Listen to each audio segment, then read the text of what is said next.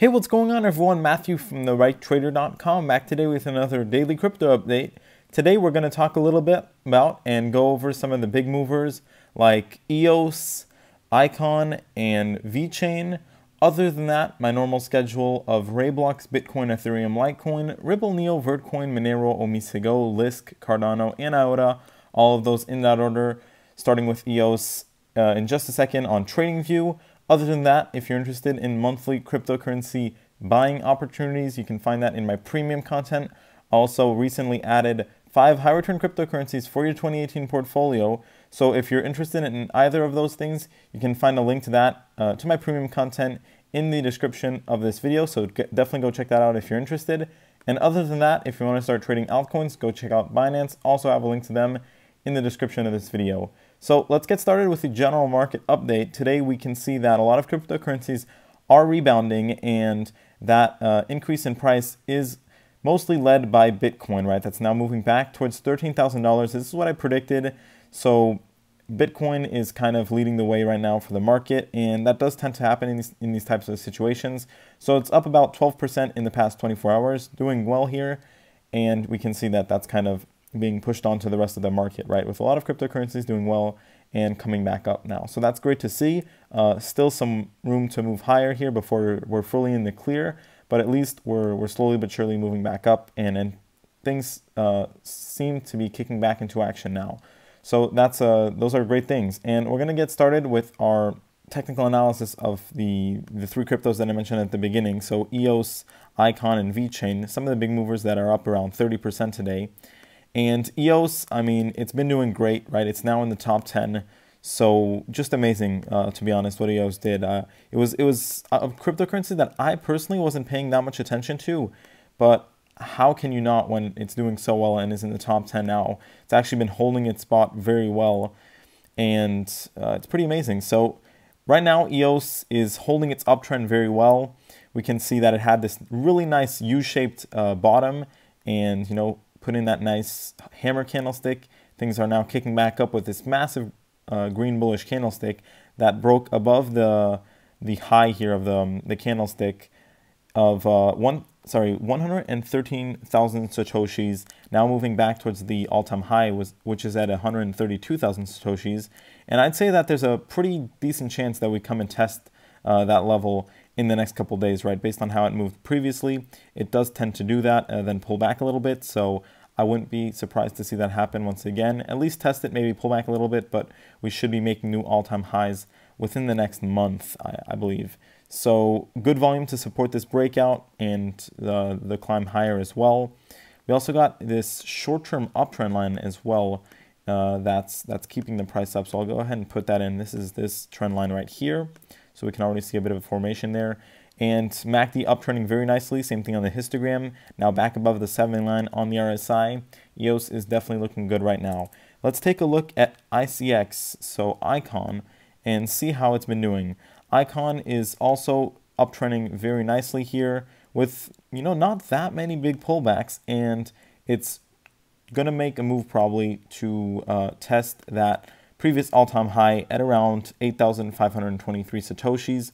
So that's what we're going to be looking towards. It seems like it almost tested that today, and we'll just have to see if it's able to break above it on this current candlestick. I think it's a definitely possibility looking at the move, right, and based on what it did previously on the pullback, it was a very similar setup. So wouldn't be surprised to see it make new all-time highs here in the next couple days, and, you know, at most probably within the next 2-3 weeks, I would say. But definitely looking good here for Icon. Now let's take a look at VeChain and take a look at what VeChain has been doing. So VeChain actually is making new all-time highs as we speak right now, putting a new all-time high of 64,560 satoshis, and that seems to be holding very well right now in this big green candlestick. So that's a good thing. Other than that, we have just a great uptrend here. You know, we have this longer-term uptrend over here, and we have also our more short-term uptrend right over here. So very nice move, and I'm actually going to go ahead and throw in the very short-term uptrend line right over here just to show you which level we have to hold above in the very short term, right, if we want to continue this steep move higher. If we lose this, it's not really that much of a big deal, because as long as we hold now above 54,113 satoshis, which was the previous all-time high, we're pretty much good to go. And I will say it is possible that we come back and test that, right? That does happen with these breakouts, but seeing how the move of VeChain has been pretty parabolic, it doesn't really seem to dip that low, right, and really test those breakout levels. So it could definitely continue to climb higher from here and maybe even make a pretty explosive move like it did previously. So definitely something to pay attention to. Otherwise, great uptrend on the MACD, no questions asked. Same thing on the RSI, still above that 80 level, and histogram now coming back up. So very strong indicators there to support this uptrend. Now we're going to go over towards Rayblox and see what Rayblox has been up to. So it's currently hanging at around 153,000 Satoshis. And what you have to realize with Rayblox, I would say, is the range that it's in, right? If you look, this is the 30-minute chart, and we've been putting in a very tight range right now, in between 147,000 Satoshis and 157,000 Satoshis. So we want to break above 157,000 Satoshis to already get out of this range right here, and then ideally also break above 170,000 Satoshis. Once we do that, we'll probably be ready to be back into bullish action where we start climbing along higher and really going back towards that 200,000 Satoshi level. Let's take a look now at Bitcoin and see what Bitcoin has been up to. So I'm going to go over to the Coinbase chart here and take a look at that. And Bitcoin is actually currently testing it's basically testing.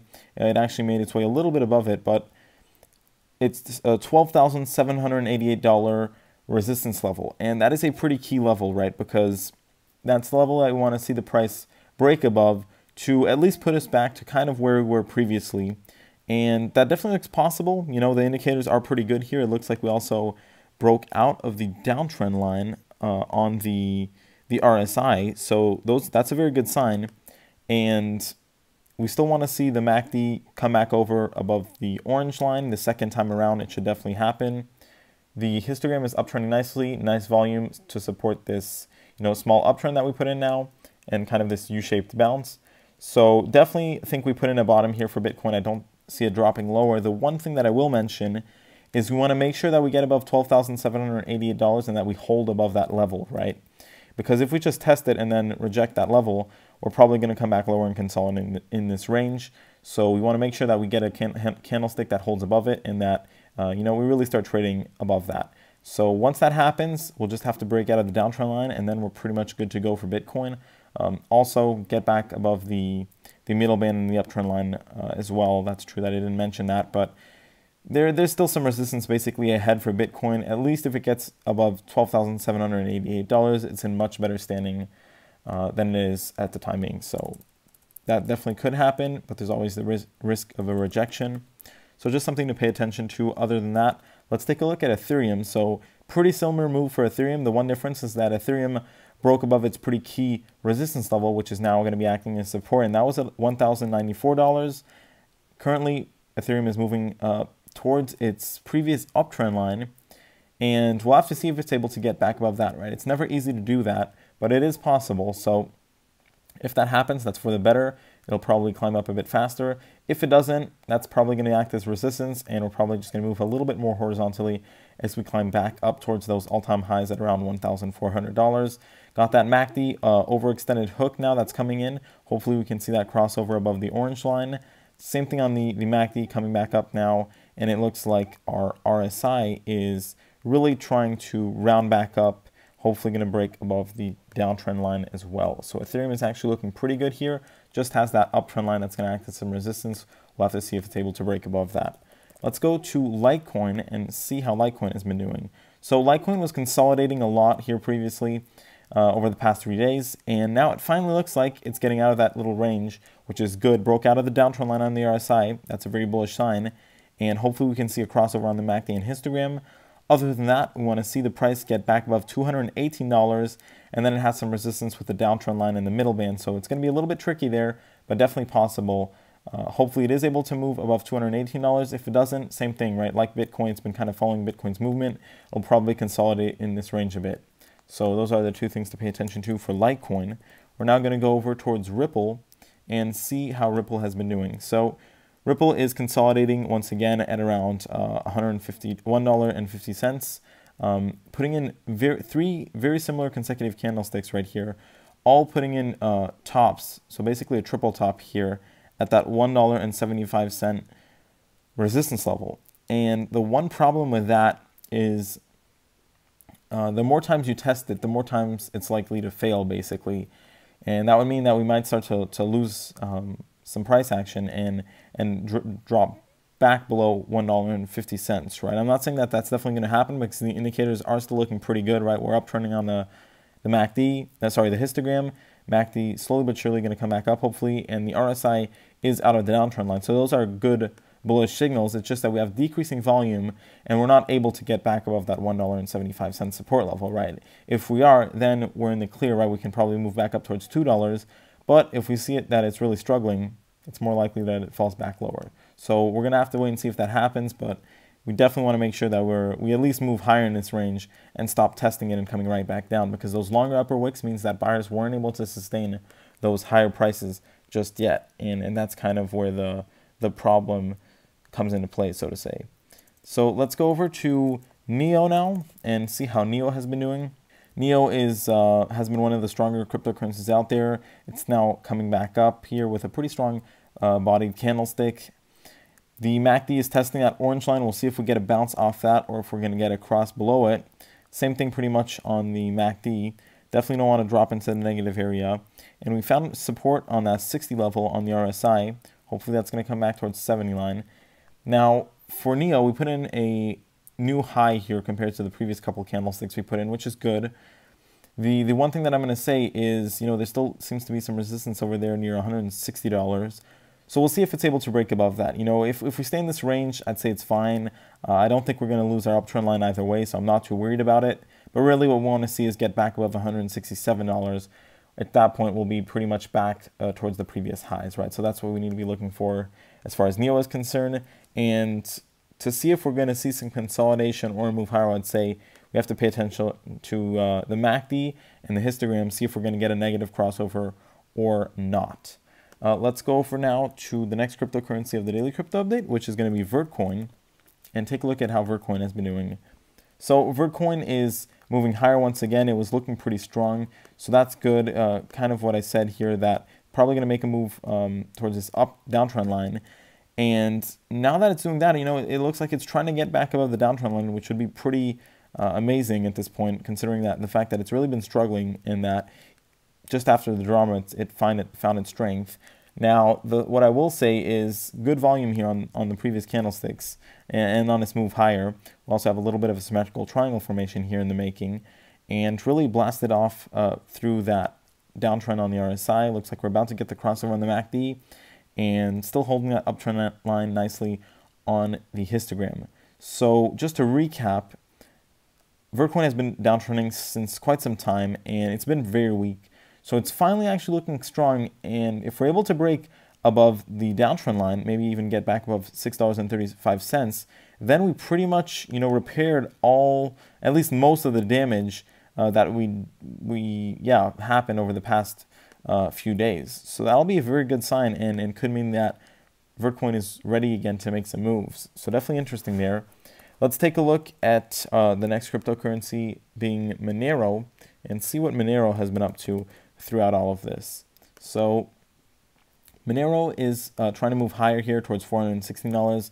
Pretty sure that's what I predicted in my previous daily crypto update. And now going to try to break out of that downtrend line, hooking back over on the MACD. Still want to see that crossover. Coming back up on the histogram, want to see that go positive as well. As for the price action, found resistance at that $416 mark. That's normal. That's where all those previous candlesticks were. We do want to try to get back above that to, make new all-time highs and be back towards the previous highs. But, at the very least, what's good is that we're now moving higher in this range between $350 and $460. And really, even if we consolidate here, that's fine, right? That's probably better than most cryptocurrencies right now. So Monero might be ready to see some strength. Let's take a look now at the next cryptocurrency, which is going to be Lisk. And sorry, I actually missed one. It's going to be Omigo next. And we're going to see what Omigo has been up to. So Omigo looks like it tried to move above $20, put in a high of $21.93. Didn't manage to hold that though, so that's the issue there. Coming back up, flattening out slowly on the MACD, same thing on the histogram, and bounce off that 44 level on the RSI, now above that 50 line, which is good.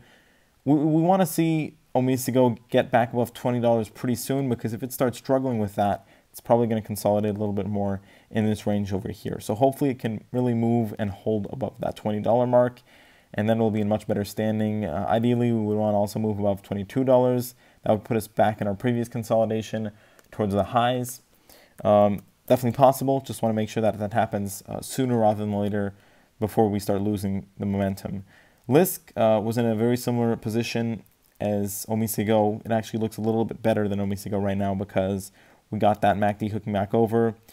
The RSI broke out of the downtrend line, and on the price action side, we can see that we now kind of broke above $25 basically. And if that holds, which might be a little bit hard, right, because we have this big resistance here, $25 and the downtrend line.